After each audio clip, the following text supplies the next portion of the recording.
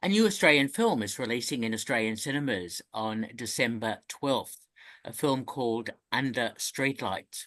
And it's my great pleasure to be speaking to the writer-director of Under Streetlights, Danielle Loy. Danielle, welcome to Movie Metropolis.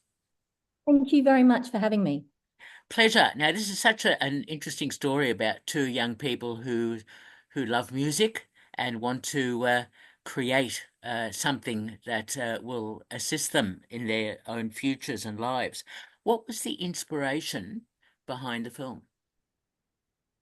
A lot of true stories.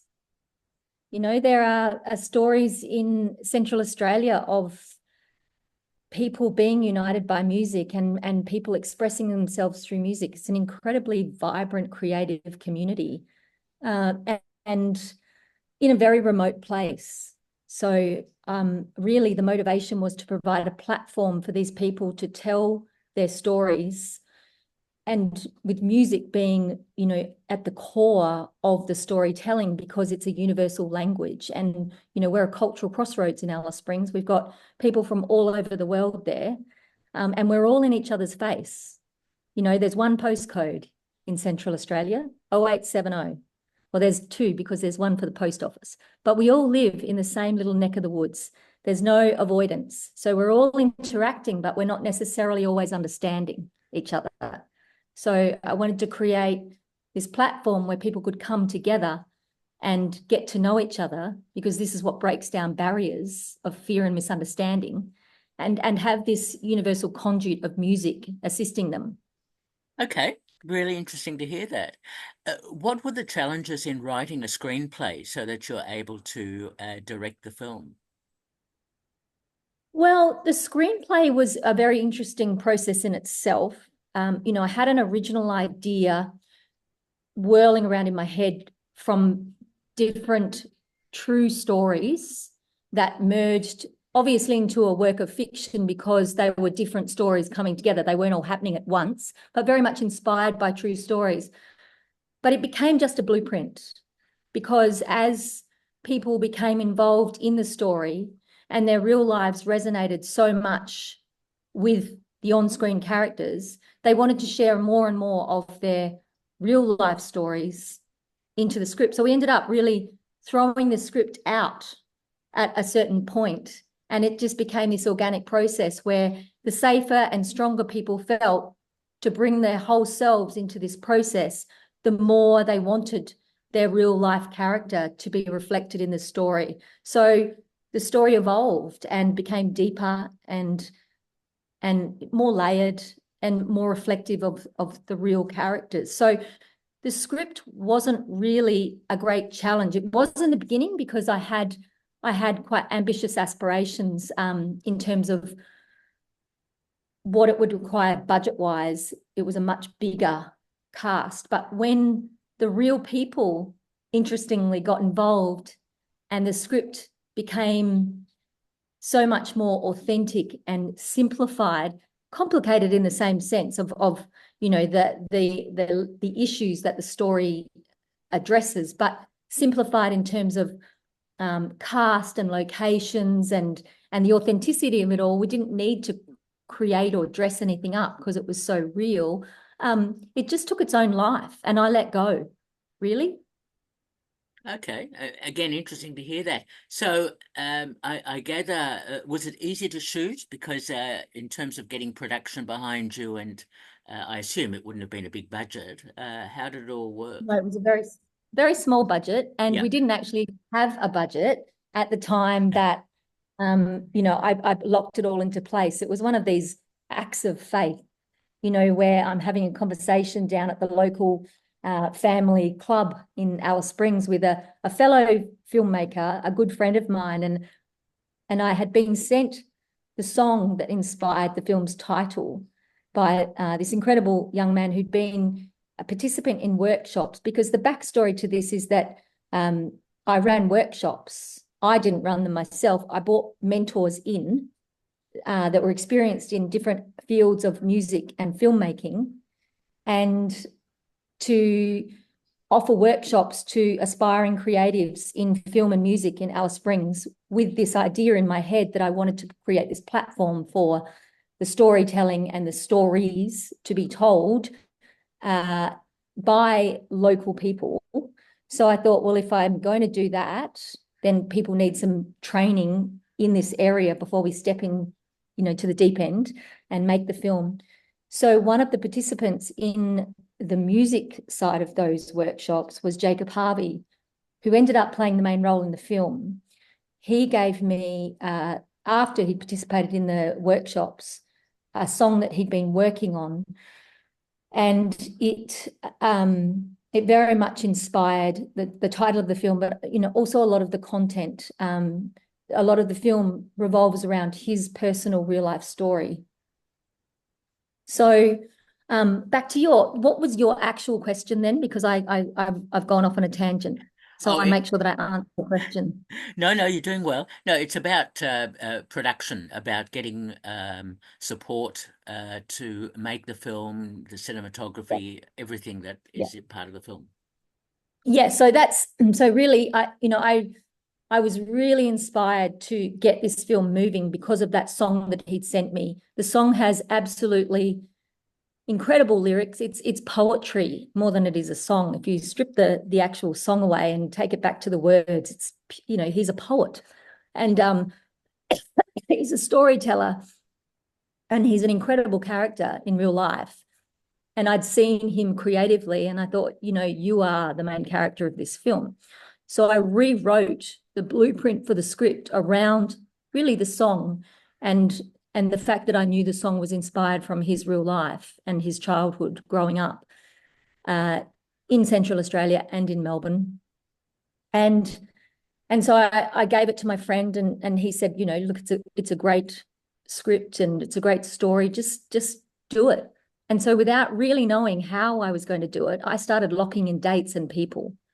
And that might sound crazy, and it probably was crazy, but I think it's the only way that it could have happened is once you make a commitment to these people and you make a commitment to telling this story, if you're me and you're my personality, you have to make it happen.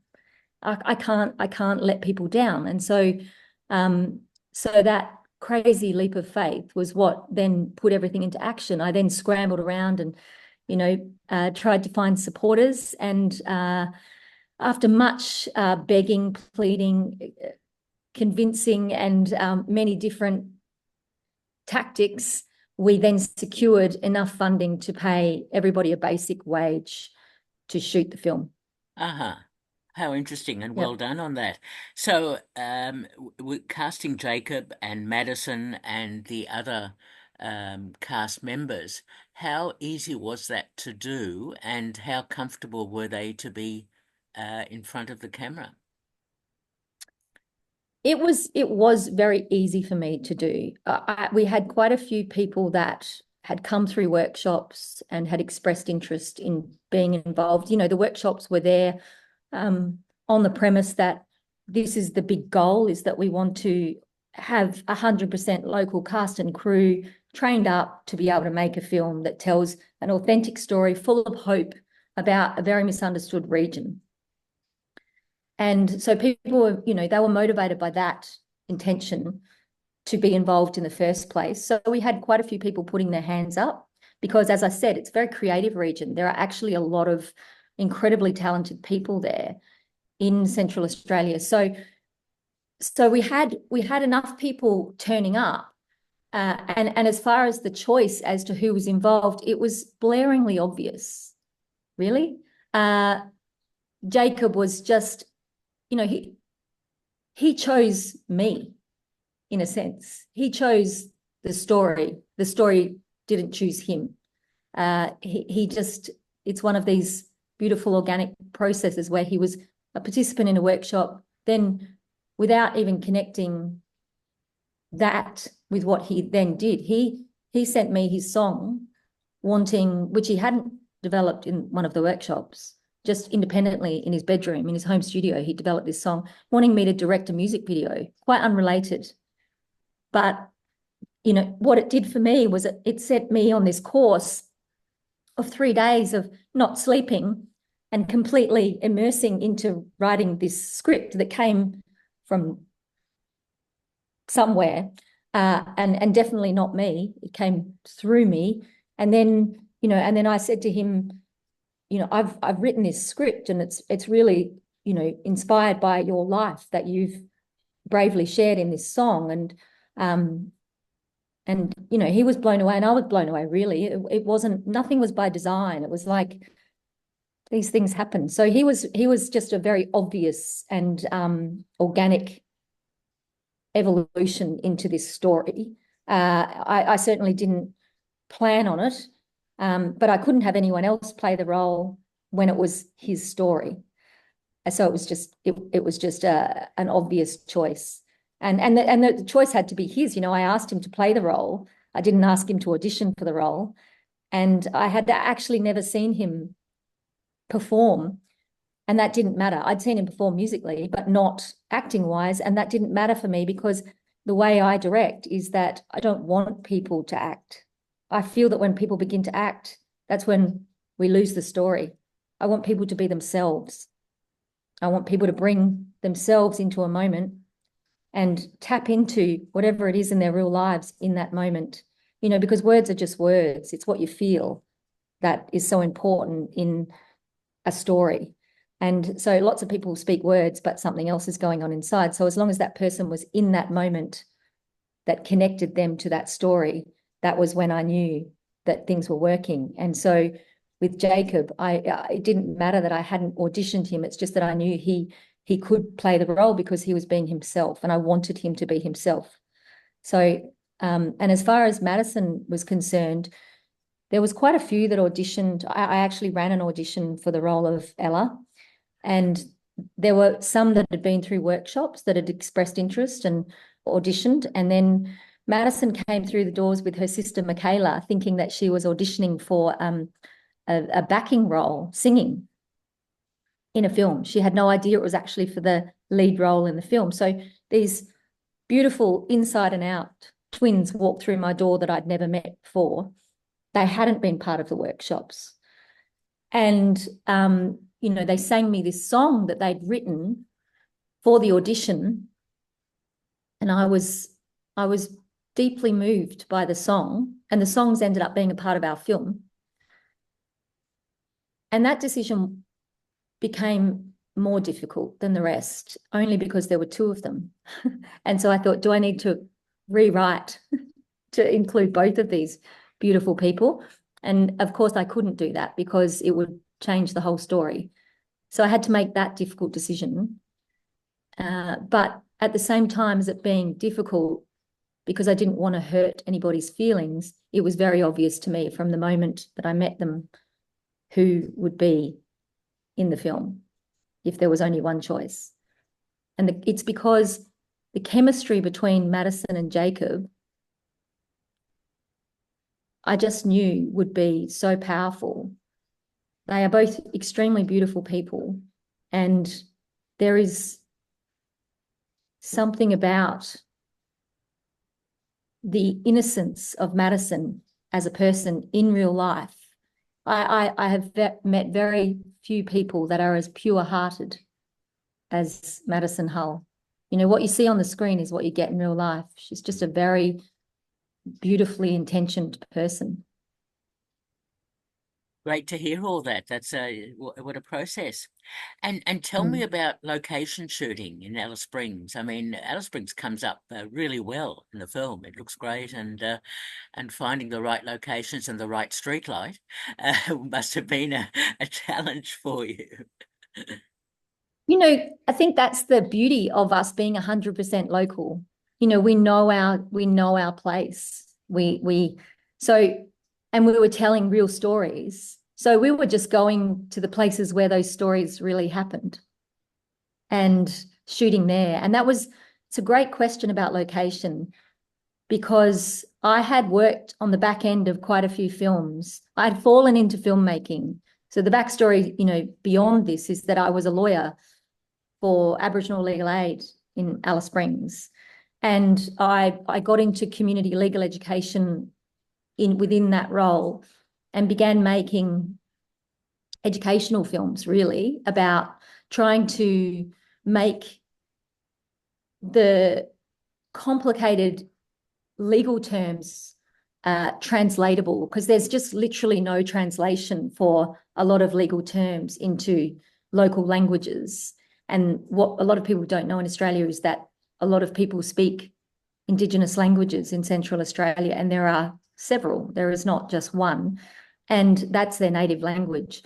And so it's not even just language, it's conceptual. There's not conceptual translations either. So I thought in my naivety that the problem with people, Aboriginal people, not complying with low-level things like driving disqualified was that there was a misunderstanding of the terms because of the translation issue. So I began making educational films trying to address that.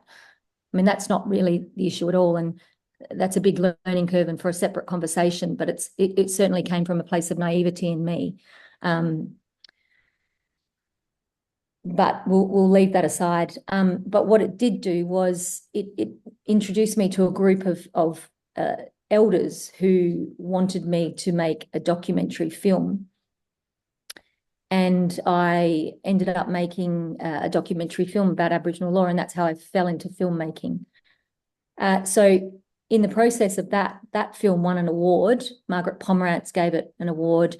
And then another producer rang me up and said, "Are you interested in working with me?" So I began working with her in Alice Springs, and she got me some roles on the back end of films. So I was working in locations and casting and watching and learning a lot.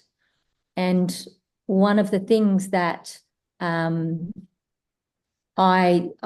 learned from doing that was that a lot of people come in to Alice and make films, and they don't know about Alice and its unique nuances and its unique language. And I mean, not just Aboriginal language, I mean, its own language. It's a very unique place, with a very unique culture that, that's evolved over many years. And so, and locations are the same, there's just that local knowledge. So again, I'm going off on a tangent, but back to your question about locations, it wasn't a challenge at all. But it was very much inspired by what I'd seen. And one of the things I'd seen was that when people came in and wanted to shoot in locations, they tried to change them, despite the fact that they were trying to tell a story that was, it was definitely fiction, it's for entertainment, but they were trying to create a location that was authentic, in the sense that it was portraying that local place. But they would go in and they would change the place. And that was something I didn't understand. So I would watch, the costume department and the art department go in and move out all the furniture and put in all their own furniture. And I'd think, why are you doing this? For me, that's just something I'll never do. So what we did with all of our locations was we just shot them as they were.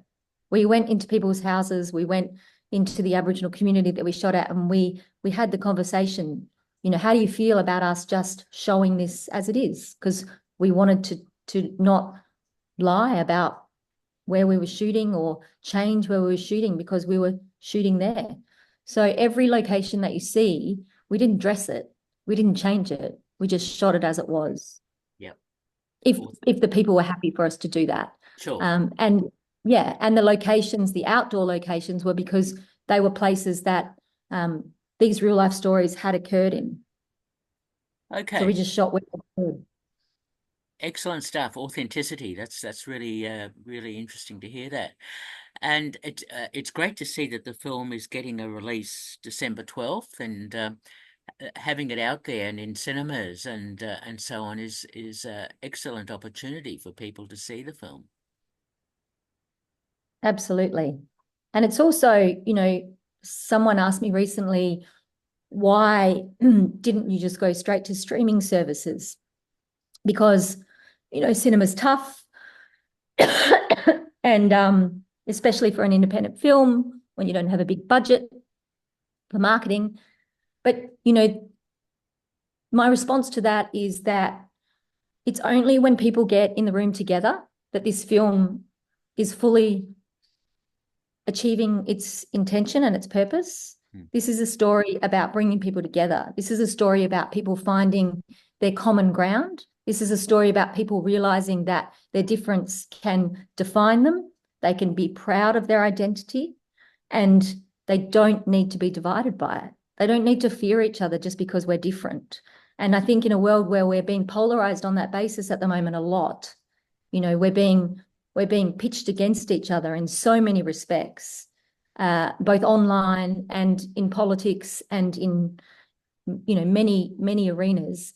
This is a film that's the antithesis of that. This is a film that's saying, yes, these people are vastly different that are involved in this story for all sorts of reasons, but they have a lot more in common than they do in difference. And that's what they discover through the course of this journey. So we want our audiences to also discover that. We want our audiences to be in the room and be of such diverse ages and backgrounds, but all sit there together and look around and realize that every person is connecting.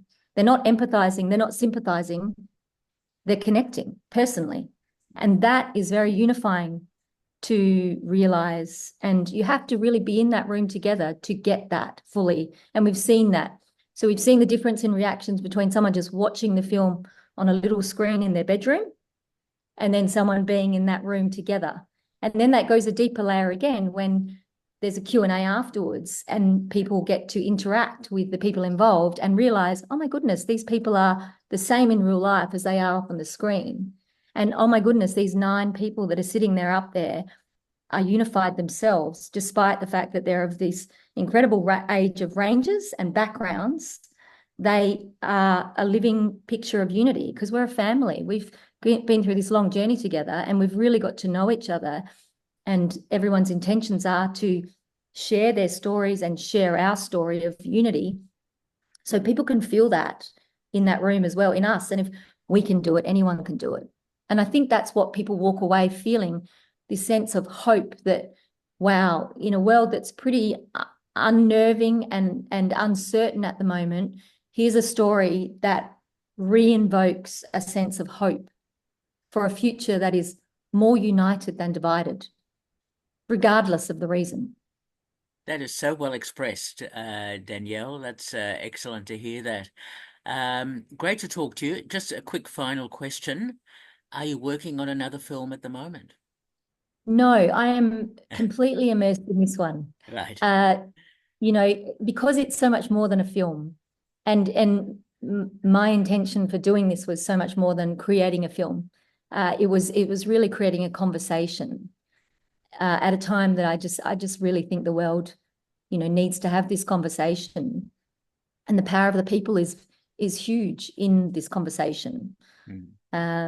We can take back the narrative, you know, of realizing that we're all in this together as a human family, this life, and the human family has so much more sameness than difference. So my focus is completely still in this. One day, maybe, you know, we make another film. I've learned so much along the way. I've made a lot of mistakes and I've learned a lot of what not to do. So the next time I think we'll probably do it better. But, you know, in terms of technical things and things that I've, you know, gone the long way around to do because of my lack of experience. But at the same time, I think we might lose something next time too, because there's such a power in this innocence and this authenticity and not knowing the rules, so you don't know you're breaking them. So you do something different. Fair enough. And also the great use of music, which is so important as part of the film.